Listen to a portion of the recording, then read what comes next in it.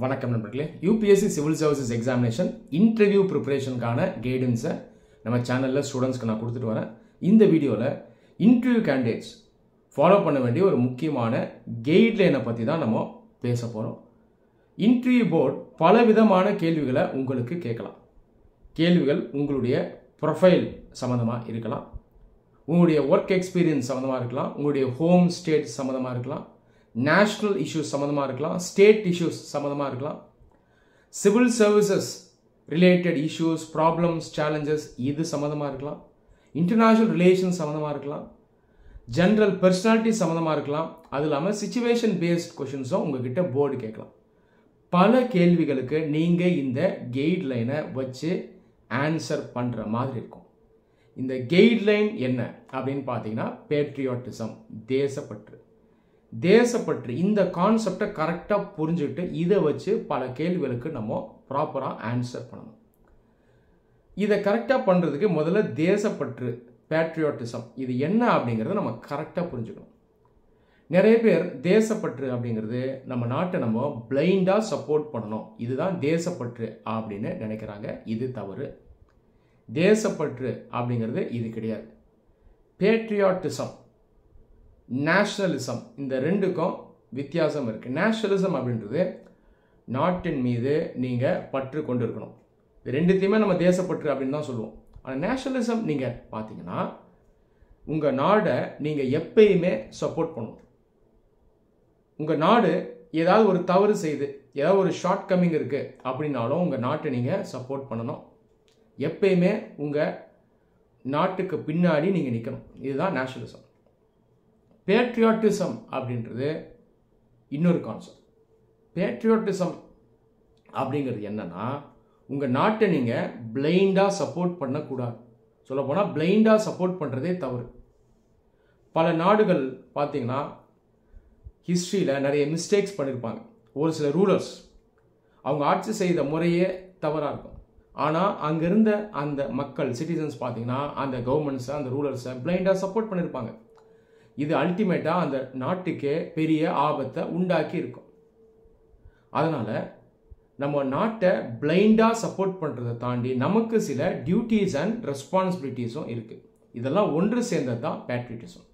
சரி, பேட்ரியாட்டிசம் என்ன அப்படிங்கிறத நான் சிம்பிளாக சொல்கிறேன். இதை நீங்கள் நோட் பண்ணி வச்சுக்கோங்க, இது உங்களுக்கு ரொம்பவே ஹெல்ப்ஃபுல்லாக இருக்கும். Love your country for what it is today. At the same time, accept the problems and weaknesses in your country. Do your best to make your country a great country in future. அப்படியே நான் தமிழில் சொல்கிறேன். உங்கள் நாடு இன்னைக்கு எப்படி இருக்கோ அதுக்காக நீங்கள் அப்படியே உங்கள் நாட்டை நேசிக்கணும்.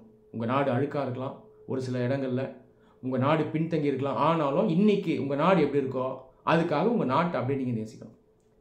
ரெண்டாவது, உங்கள் நாட்டை நீங்கள் பிளைண்டாக சப்போர்ட் பண்ணக்கூடாது. உங்கள் நாட்டில் சில வீக்னஸஸ் இருக்குது, பிரச்சனை இருக்குது அப்படின்னா அதை நீங்கள் அக்னாலேஜ் பண்ணணும்.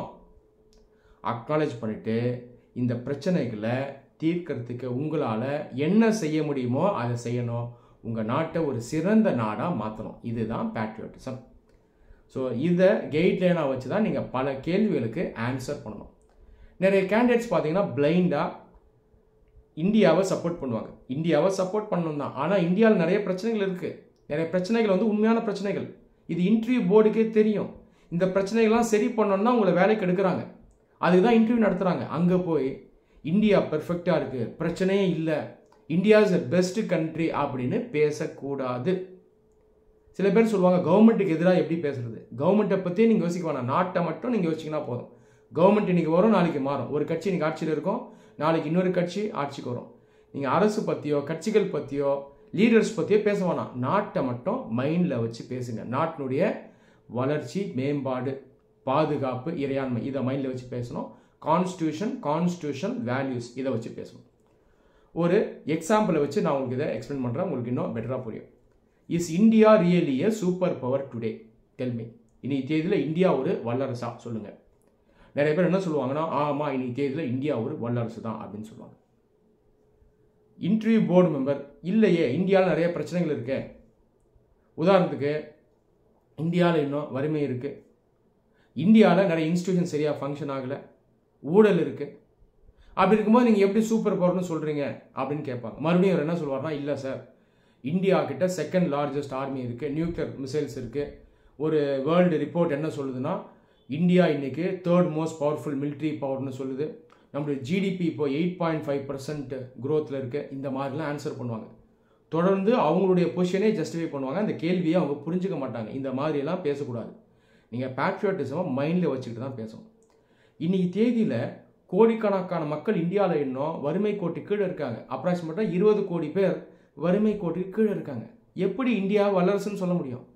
இந்தியாவில் இன்னும் நிறைய இடங்களில் ஊழல் இருக்குது. அன்ஃபார்ச்சுனேட்டாக இன்னும் நிறைய மக்கள் பின்தங்கி இருக்காங்க. வீக்கர் செக்ஷன்ஸ் இன்னும் இருக்காங்க.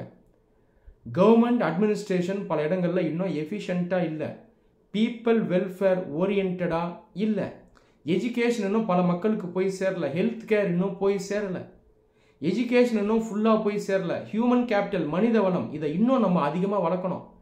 டெமோகிராஃபிக் டிவிடெண்ட் இந்தியா கையில் இருக்குது. ஆனால் இதை யூஸ் பண்ணி நம்ம இன்னும் இளைஞர்களை அந்த அளவுக்கு நம்ம எஜுகேட் பண்ணலை, ஸ்கில்லிங் பண்ணலை. இதிலெல்லாம் நம்ம இன்னும் நிறைய விஷயங்களை பண்ணணும் ஃப்யூச்சரில். இதெல்லாம் பண்ணதுக்கு அப்புறம் தான் இந்தியா ஃபுல்லாக வளர்ச்சி நிலையை அடையும். அதுக்கப்புறம் தான் நம்ம இந்தியா ஒரு சூப்பர் பவர்னு சொல்ல முடியும்.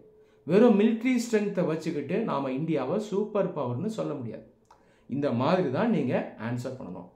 Madam, I greatly respect my country India, but today India is definitely not a super power. Even today many Indians are living below the poverty line. Superpower status should not be analyzed simply with respect to military strength and power. We should look into all aspects of social and economic life of the people. Healthcare, education and employment has to be focused in India. Growth has to be inclusive. Women, tribals and rural people have to be empowered. We should pay more attention to the villages in India. In future, we have many more responsibilities. We have to first work on these areas. If you work on these areas, India will greatly prosper. In the near future, India will definitely become a real superpower. இந்த மாதிரி answer பண்ணணும். So patriotism அப்படின்றத கரெக்டாக புரிஞ்சுங்க. பிளைண்டாக இந்தியாவை support பண்ணுறேன் அப்படின்னு பேசக்கூடாது. 43% எம்பிஸ் இவங்க மேலே கிரிமினல் ரெக்கார்டு இருக்குது. இது பிரச்சனை தானே? $400 பில்லியன் வருடம் இந்தியாவை விட்டு வெளியே போகுது. பிளாக் மணியாக வெளியே போகுது. இது பிரச்சனை தானே? இது எல்லாத்தையும் அக்செப்ட் பண்ணணும். இதெல்லாம் ப்ராப்ளம்ஸ். நிறைய இந்தியர்கள் இவங்களோட மைண்ட் செட் வந்து மாடர்னாக இல்லை. இந்தியன் கான்ஸ்டியூஷன் ஈக்குவாலிட்டி பற்றி பேசுது, செக்குலரிசம் பற்றி பேசுது. இன்னும் நம்மள நிறைய பேர் இந்த வேல்யூஸை மனசார ஏற்றுக்க மாட்டோம். இன்னும் கேஸ்ட் கான்ஷியஸ்னஸ் நம்மள நிறைய பேருக்கு இருக்குது.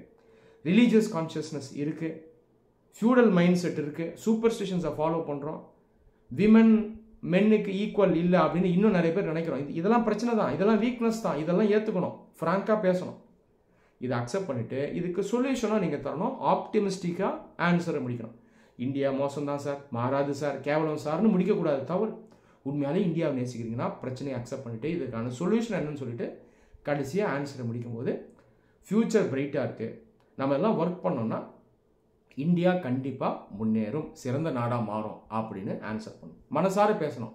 அவர் India, our country, our people, இந்த மாதிரி ஆன்சர் பண்ணிங்கன்னா பெட்டராக இருக்கும்.